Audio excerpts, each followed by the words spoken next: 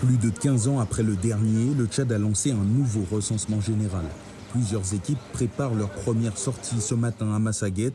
L'objectif des autorités, connaître les quantités exactes des populations pour réévaluer les besoins en services publics comme l'eau et l'électricité. Brahim Sharfadine fait le tour des quartiers périphériques de la ville de Massaguet pour convaincre les habitants du bien fondé de cette opération. C'est l'État qui nous envoie pour ce recensement. Nous sommes 7 ici. Certains ménages, ils nous comprennent aussi. Oui, ils collaborent avec nous, ils nous donnent des informations fiables. Et certains, par contre, ils nous demandent qu'est-ce que vous amenez comme bénéfice. De fait, plusieurs familles que nous rencontrons sur place nous disent espérer une amélioration de leurs conditions de vie après ce recensement. Elles profitent de l'occasion pour signaler les manquements du gouvernement dans certaines zones. On vient tout juste d'arriver avec mes filles.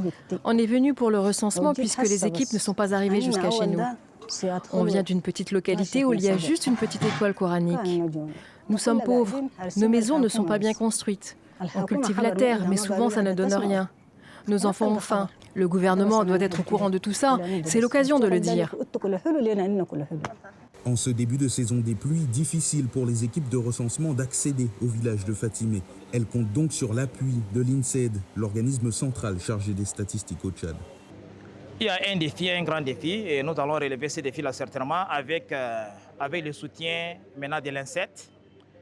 Ils nous ont dit, bon, il y aura quand même des mesures d'accompagnement, mais on attend encore. Nous allons attendre. Et il se pourrait qu'ils vont envoyer ce qu'on appelle là aussi les bottes. Il se pourrait qu'il y aura aussi des imperméables. Et peut-être il va y avoir aussi d'autres mesures d'accompagnement. Des mesures indispensables avec plus d'1,2 million de kilomètres carrés, des milliers de villages isolés, des zones désertiques difficiles d'accès et une importante population nomade.